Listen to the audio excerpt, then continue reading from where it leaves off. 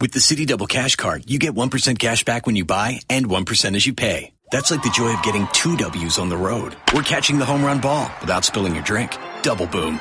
Double the love with the Citi Double Cash Card. Apply now at Citi.com/doublecash. Don Le Batard. Jeff Van Gundy looked like the guy at the gym who pees out of the bottom of his shorts. Stugotz. Is that a wrong thing? This is the Don Le Batard Show with the Stugotz on ESPN Radio. We do a celebrity picker segment every week on NFL games. And when we arrived at the doorstep of Method Man, hat in hand, we had a sub-500 record on the season, dragged down by Richard Lewis and John Lovitz. We were desperate, yes, man. and when we arrived at his doorstep, we were under 500. And now, for the season, our celebrities are 32, 23-1, only because of the greatness of Method Man. Yeah. Because Wu-Tang ain't nothing to... what did I just do there? No, it's a fine, though. What? That's not a fine. I want to know, Method Man, when was the happier time in your life? With Wu-Tang or now? Because you're so accomplished now with some of what you're doing, and a Renaissance man, acting, Drop the Mic airs Tuesday, 10:30 on TBS. When would you say you were having more fun? Because I can't imagine there was a lot more fun than being in Wu-Tang. Gosh, I'm having more fun now. I mean, in the beginning of the career, it was excellent, not fun, but that long stint in the middle wasn't too fun. So I'm going to say now, because I mean I'm just comfortable and free to do what I want to do when I want to do it. Why was that long stint in the middle not fun? What made it not fun for you? I had a lot of commitments. I had Wu-Tang obligations. I had Redman and Method Man obligations, as well as solo obligations. So I was spreading the meth a little thin there over too many channels, and as well as acting. So I had to give something up, and it was acting for a long time. And well, how hard was that, though? Like that period of your life, what was happening there? You were under constant duress because you were working, and I misspoke there by saying I should have. He's still in Wu-Tang. Wu-Tang still exists, still making music. So I messed up by saying that I was talking about sort of the beginning as Wu-Tang hit the scene and became popular. Yeah, Wu-Tang Clan's actually coming down to Miami next week for Art Basel. What's that? Yeah. Did I break that to you? You didn't know that? Finding that out right now? Wait a minute. You didn't know you're going to be in Miami next week? You got to win so you could come through the studio. Did you not know that? The Art Basel, right? I get this information like day of sometimes, you know? Wait a minute. That you're going to be in a different city? You get the information day of, hey, Meth, you got to get to Miami? Yeah, I can make it happen. Okay. So that's how you and Redman do business? Possible. That's how you and Redman do business? No, well, Doc, sometimes he flies in day off too, but he's usually on top of things, you know. I tried to get him on the phone this morning. He's probably in the gym, so he's not answering. All right. Oh, we want you to come through here, though, man. If you're down here next week, we want you to come through here if that's okay. Oh, yeah. Oh, hold on. Yeah, man, answer your question about what made it so hard in the middle was, I put a lot of stress on myself. I was a little depressed. I went through a little depression. And to sum it up, I think the name Method Man was bigger than I was, and it was hard to live up to that. Oh, wow. So wait a minute. So you went through a depression period. What do you think? Where do you think that came from? Like, what was happening? Was it more opportunities came with a lot more responsibility and problems? From the day we came in it, I was riding such a high wave. I was always looking forward to settle down and start to go down. So when I started seeing it go down, I kind of panicked and had this whole stage where I was just mean to everybody, man. And I apologize to everybody I was mean to during those years. I'm doing it live on the radio right now. I was really mean to people because I wasn't happy with myself, and a lot of it had to do with, like I said, spreading myself too thin and not living up to a name. Can you explain that a little more? Because I don't think people could understand necessarily your pain the way you understand your pain. What do you mean living up to the name? Well, it's like, okay, you got this whole Wu-Tang mystique, and then, me being a premier member of the crew. When you're out and about, sometimes you just want to be regular. I wasn't allowed to be. And we got to a point where it was like, I love doing this, but do I love what comes with it?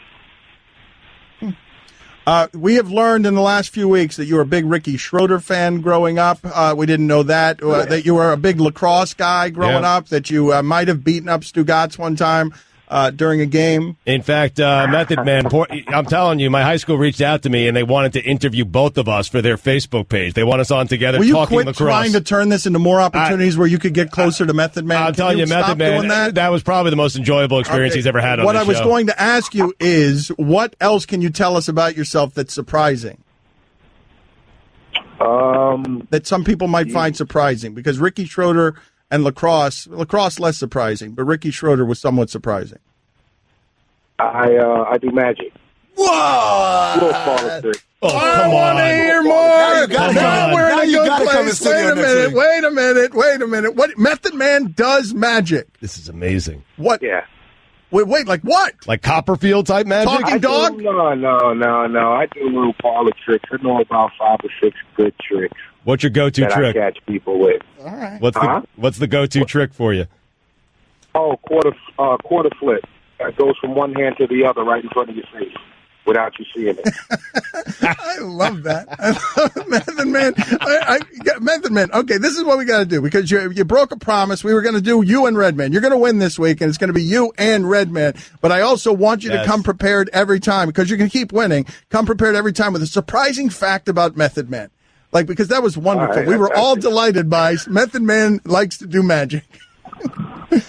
How about magic tricks? How about if you're in studio next week, magic tricks in studio for us? Can we do that? Stop asking Method Man for favors? No, he's got to do it now. Thank you. How do we know if he's any good? Yes. Maybe he's just saying he does magic. But Stop worrying about me, Dante Jones, another liar. All right, let's go ahead and do Celebrity Prognosticator with Method Man. Magic show in studio. And now it is time for Celebrity Prognosticator. Let's win some money. By the way, Matt, that was Amin Al-Hassan from ESPN who just chimed in there. I didn't introduce you guys or tell anybody that you were here. So Amin Al-Hassan is here. Now, how does this work? Last week, you were 3-2 while smoking the Gorilla Gas. Are you superstitious? Gorilla Glue, excuse me. That's fun. It is. Fun. The Gorilla Glue, yes, the Gorilla Glue. Sorry, It's that gas, mother. That's $1. Are you superstitious? Are you someone that right now needs to be smoking again to produce another winning week?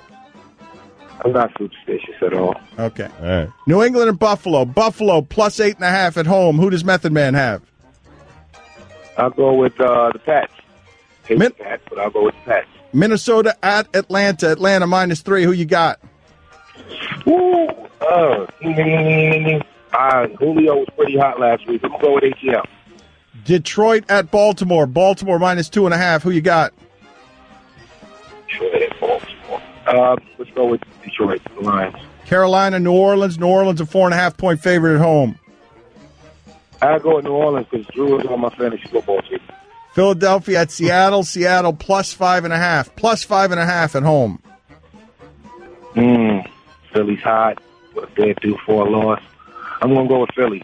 Ooh, that's a dangerous one. He was tempted there by just football. I know. He was tempted by the idea of football. Philadelphia's 10-1. Of course they're going to go into Seattle, and they're going to lose because why? Just football's weird. But you pushed off the urge and took Philly because you believe in Carson Wentz.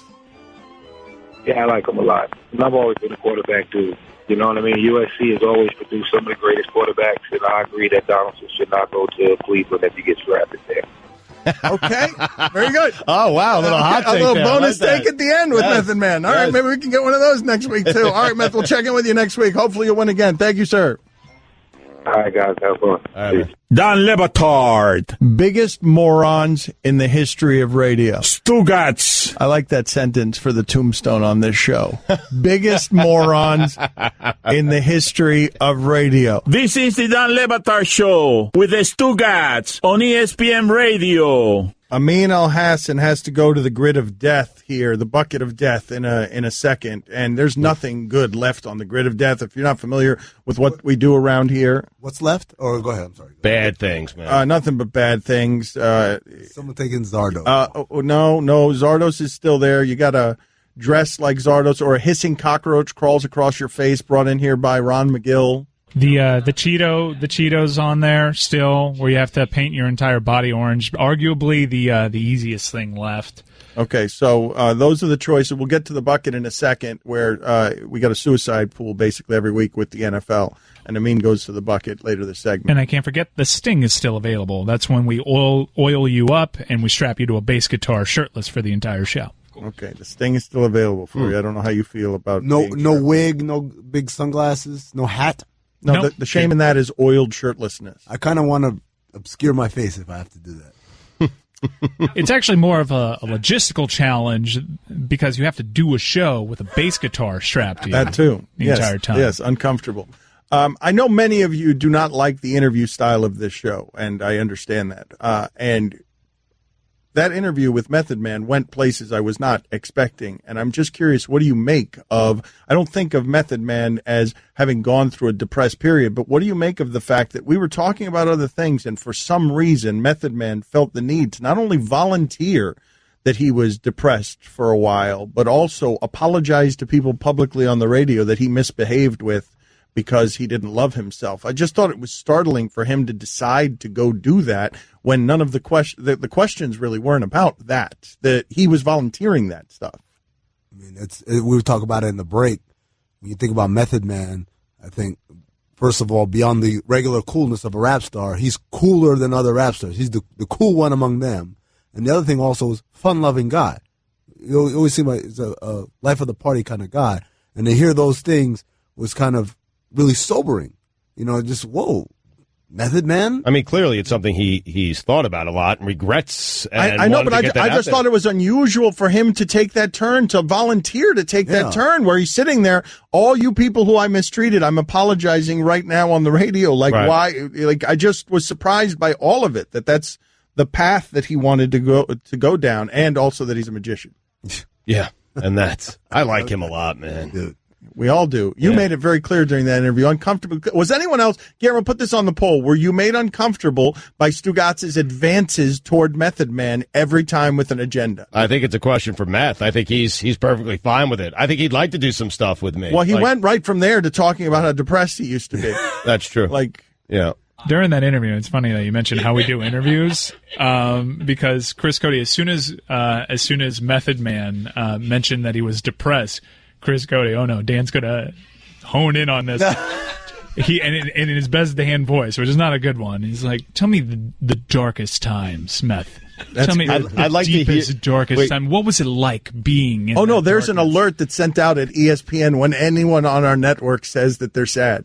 Yeah. What? Yeah. Tell me more about all of your vulnerabilities. I'd like to hear Fat Chris's impersonation of you. Yes, I would too. I'm sure it's not very good, but let's all hear it. I would like. Terrible. All right, that's fine, but I'd like to hear what that sounds like anyway. Method, tell me what that looked like at its lowest point. That's pretty good. That's pretty good. What did that look like? Yeah. That's a good one, man. All right. Let's get the Grim Reaper in here. This is very scary. I'm very scared about this one. I think the Reaper already slipped on the floor outside. I gotta stop doing those two words so close together. The genderless Reaper dropped the bucket and almost spilled all the helmets all over the floor in our studio. Clumsy, insecure Reaper is weird. Why are you talking again, Reaper? Like, I don't understand why you don't understand that anytime you come in here and you're talking, it's $2. Stop talking muffled through the mask. Thank you. So here's what we do every week. And that glove you're wearing looks rotten. It looks like it needs to be disinfected. I need a black light just It's got barnacles on it and algae. So there's this glove that we've got to wear around here. It's disgusting. And he reaches into the bucket of death because death would be disgusting. And now pull out a helmet that corresponds to an NFL team. Let's see what you've got. Or something that's not an NFL team. Or writing on a helmet. My brother selected on behalf of Greg Cody the Cleveland Indians. The Cleveland Indians. So February 23rd, they play the Cincinnati Reds in spring training, and that'll be... So Greg Cody is safe on that one until then. How'd your brother know that the Cleveland Indians were a team? I don't know. Surprising. My brother doesn't know Usually anything goes about Yankees sports. or something. My Right? brother But that's picked actually a great draw because he avoids the end of Grid 5.0. of this grid. All right, so Amin has got it in his glove that needs disinfectant, and it's the I actually Chicago like that. Bears. I like that this week. They're Bears. at home. Ooh, the Bears are at home against the 49ers. Jimmy It's Garoppolo. Jimmy Garoppolo's back now, man.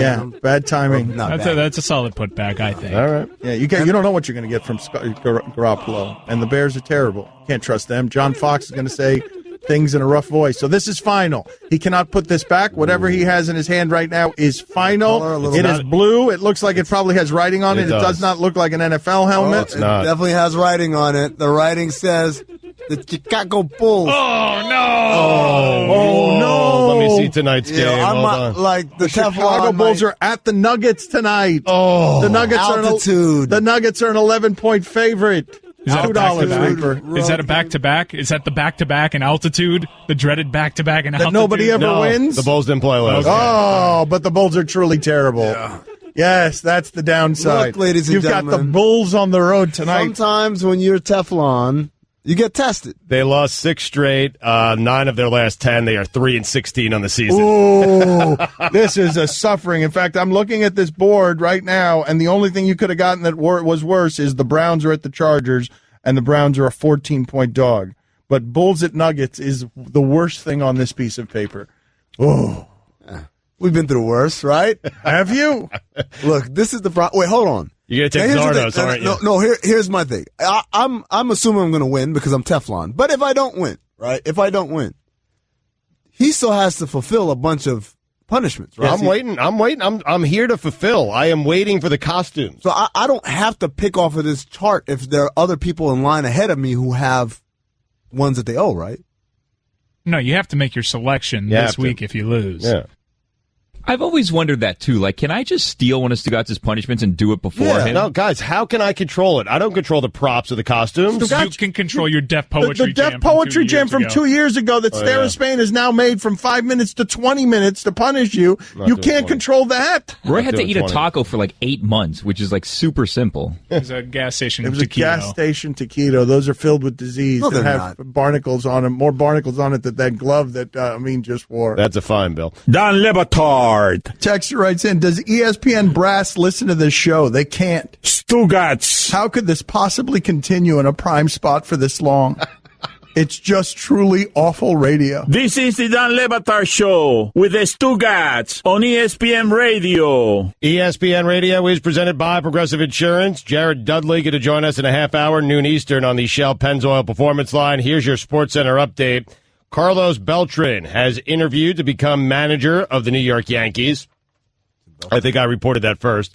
New York Knicks star Kristaps Porzingis hopes that he won't miss any games after suffering what appeared to be a significant ankle sprain last night in a victory over the Heat. And finally, Larry Bird is now Rotten Tomatoes' best-reviewed movie of all time. Larry Bird. Lady Bird. Lady Bird. No, Lady Bird? Did I just call it Larry Bird? He said Larry love Bird. of Yeah, God. and you did it twice. Stugotz. Is that fine? Stugotz, how do you not retain anything as you read it? That has nothing to do with retention. That has to do with being a poor reader. Or dyslexia. No, it has something to do with retention, where you would say to yourself, why would a Larry Bird movie Oh, it's fair. be the best movie? Well, I was trying to think. I was going through the Rolodex, of all the movies. Was there ever a movie about Larry Bird? That's what I was thinking. I want you to read this again as Larry Bird so you can hear how ridiculous it is. So you can And stop finally, to hear. Larry Bird is now Rotten Tomatoes' best reviewed movie of all time. Larry Bird has a 100% rating right now with 173 positive reviews, surpassing Toy Story 3, which also had 100%, but with 160 total positive reviews. Larry Bird. I can't wait to see it. No matter what your budget is, take the JCPenney Holiday Challenge and find surprising gifts at even more surprising prices. Save on toys, apparel, and name brand gifts your family will absolutely love.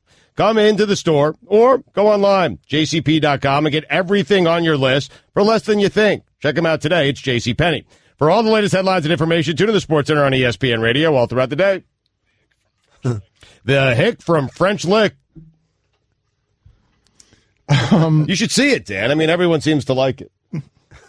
Amin Al-Hassan in with us. The Oklahoma Thunder have lost 12 games that they were expected to win. They were favored to win. It's the most a team has lost within 20 games in 25 years. So what do you make of the Thunder? It takes a minute, or no, the way they're built is pretty flawed, and it's not going to be about taking a minute? So first and foremost, the biggest predictor for future success is your net rating, basically your offensive rating minus your defensive rating.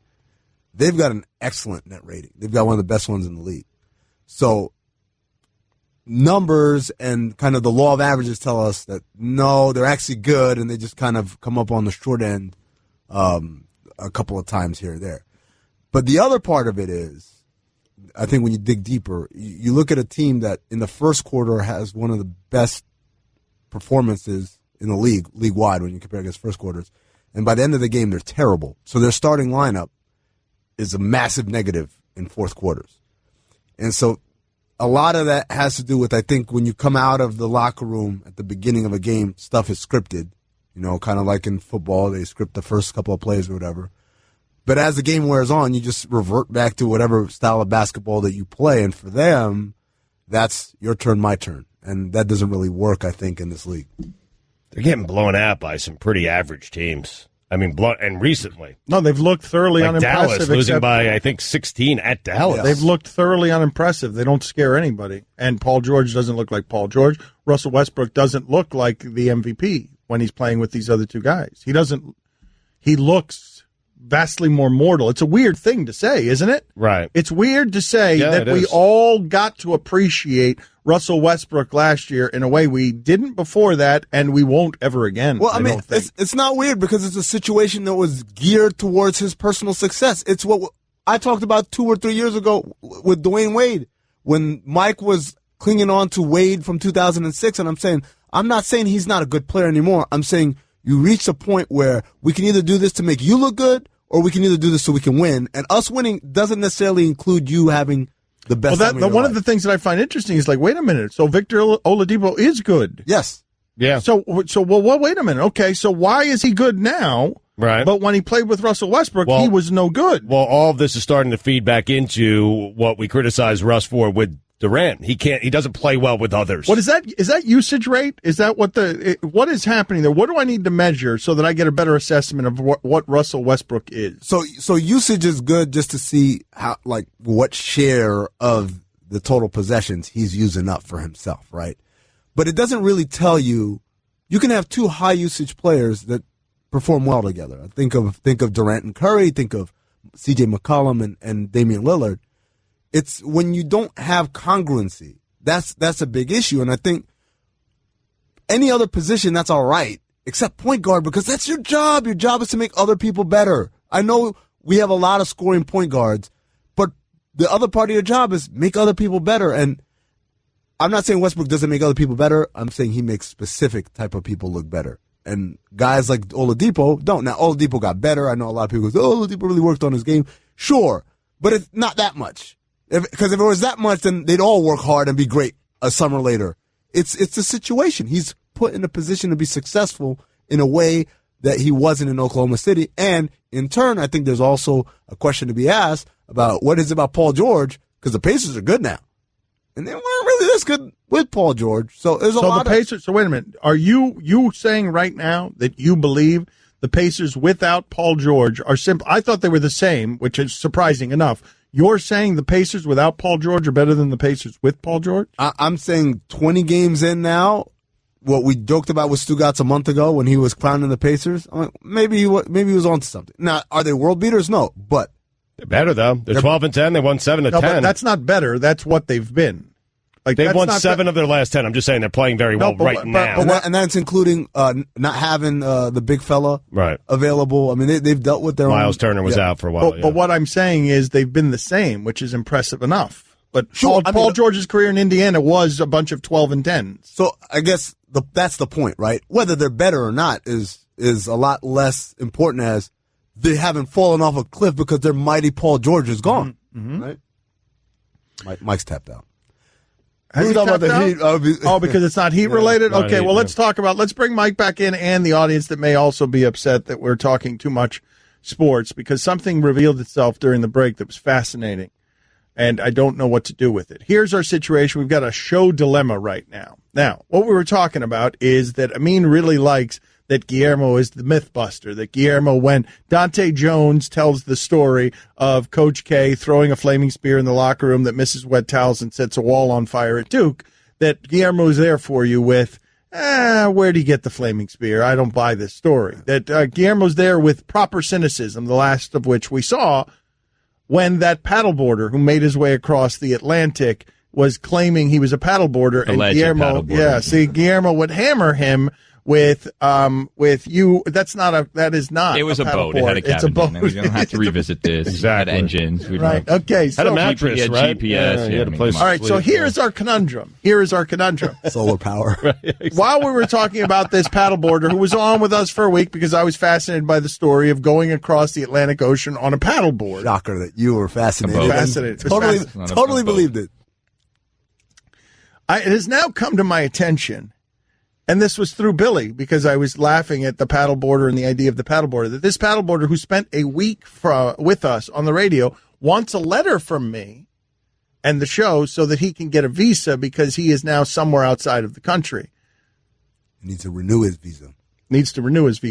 And so he's asked you? He needs some help. Right. And I don't know him.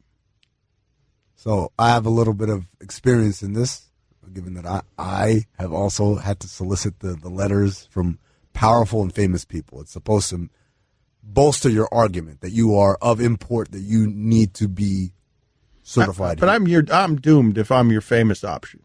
You're doomed. For that guy? You're doomed. That guy's doomed. You're doomed if I'm You've had to ask for this before? Yeah. And who'd you ask? Well, first of all, I asked people I actually know. I didn't ask a radio host that I talked to for a week. I asked Steve Kerr and I asked David Griffin and Shaq and nice. Grant Hill, people. Steve Nash. I had names. I had heavy hitters. You had heavy hitters. I had heavy hitters. This guy's just got a heavy guy.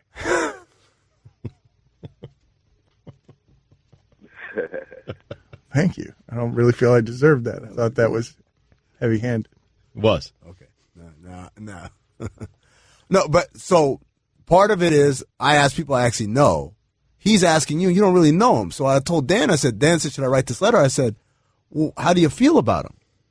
How am I supposed to feel about him? He was somebody we had on the radio that I delighted talking to on the radio, but I don't know him in any meaningful way. I know, but he did something for you. I mean, you were interested in his story. He came on every single day. He lied every single day, but he came on every single day, and now he's asking you to do something for him? Well, the one he's looking for apparently is an extraordinary athlete classification of visa, which I didn't know was a thing. But you need to be careful, Dan, because this is like a letter to the government.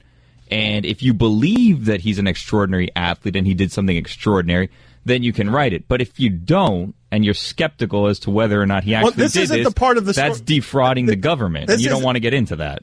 This isn't the part of. This is not the part of the story that I'm interested in. The part of the story that I am interested in,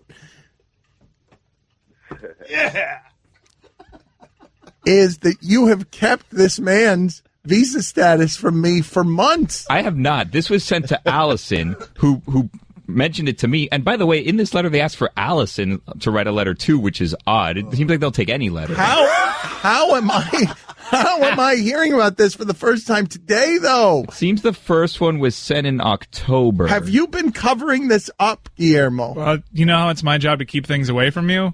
It was put in front of me a couple months ago. I was like, no, it's not happening. Wow. But this guy could be in limbo somewhere. He's just waiting for this letter. He's in Gitmo right now. Guillermo, put it on the poll. Should Dan write the letter for the paddleboater, or if that's offensive to you, you could cross out paddleboater and put in boater. You call him paddleboater. He's in international waters somewhere, floating around in his boat, waiting for your letter. Dan Batard. Yesterday night in the UCLA game, Stugotz, UCLA beat Cal 40-24, and at the end of that game, that would be last night. What did I say? Yesterday night. Stugotz. Are you going to do it to Neil deGrasse Tyson to do it to me? I'm going to do it to you. Okay. Hey, Theo. This is the Dan Le Batard Show with the Stugotz on ESPN Radio. Amin said something during the break. Amin Al-Hassan in with us, grateful for his presence today. He said to me correctly, I really don't think we did enough with that Larry Bird mistake that Stugotz made. It was a fairly amazing mistake for Stugotz to make. And while it's not about retention, I feel like we all now understand that Stugotz doesn't comprehend what he's reading as he's reading it. No, I'm just reading, man. He's just trying to get from one word to the next. It's jumping across rocks without sort of absorbing what anything means as he says it. And so this happens during a Sports Center flash. This happens. How is it possible that this happens? And finally, Larry Bird is now Rotten Tomatoes' best reviewed movie of all time. Larry Bird. Lady Bird. No, Lady Bird. The Hick from French Lick. And so we were talking during the break, what other movie, because I believe this was the most egregious mistake of this kind ever made. But how could it have been worse? Like, what is the name of the athlete in the movie that could have been botched more than what he just did? Because Larry Bird looks like an old Ukrainian woman who has removed her headscarf. Lady Bird is not that at all. And so I'm wondering, what's another athlete's name that you could botch quite that spectacularly? Well, it has to be a movie title that would be close to an athlete's name, right? Why at no point did you realize that Larry Bird and Rotten Tomatoes, this was probably not fitting and making sense? Well, you never know. Maybe someone made a movie about Larry Bird. I don't know. There were no red flags that went up. The little Stugotzes in his head were just like, yeah, Larry Bird. He's famous. He should have a good. Have a good Rotten Tomatoes rating. You know, I'm trying because I'm reading better. At least I'm trying. All you ever cared about was effort. I'm telling you, I read that to myself 3 times before I went live with it. And I read it all 3 times as Larry Bird. They're running around inside right now trying to fact check. Well, whose job was this? Well, I don't know. I love this idea that Amin has created of a factory of Stugotzes inside of Stugotz producing the big Stugotz. Like the big Stugotz is the god of this universe that has a bunch of little Stugotzes running around doing the factory work. So yeah, Larry Bird's okay. You're good with that, right? Yeah. How could it not be Larry Bird? Why did I say Larry Bird? Well, Stugotz said Larry Bird. That's all. I'm just passing him along when I can. Larry Legend. You would think that Stugotz would be fascinated by a Larry Bird movie being the greatest reviewed He is not retaining any of the words. He is taking them and releasing them without giving them any thought. Any one word that arrives, he's like, yeah, got that one right. And then he lets it go and never thinks about it again. And then you'll put them all together, and at the end of it, he's Ron Burgundy. Except Ron Burgundy actually read the words. Right, the correct words. Guillermo, put it on the poll. Was Ron Burgundy more competent as a broadcaster than Stugotz? Keep winning, though. It's amazing. You keep winning, yes. How about this? Speaking of not winning, I just got put in front of me by Allison Turner a second letter from this poor paddleboarder who's trying to take care of his government status. And it begins, "Hi, Allison. Is everything okay? We didn't hear back from you and are a bit concerned. Please let us know if all is well and if you have a moment to draft this letter for Chris." I want to draft a letter for him. It might be too late. But should I feel guilty? Like what? I told you there's a Seinfeld episode where he has a neighbor whose mail kept getting mixed up with his, and in it was his green card, basically renewal paperwork, and guy never got it, and he gets deported because Jerry was just inconsiderate. It was a major oversight, though, because it didn't have to be you. It said you or Dan's professional insight on this, and Allison completely missed on that. And this is something that could have been handled long ago. It's interesting because it was sent to you, which is where it died. So I'm not necessarily sure it's on me here. I'll tell you what. It didn't ask for a letter from me. It asked for a letter from either Allison or Dan.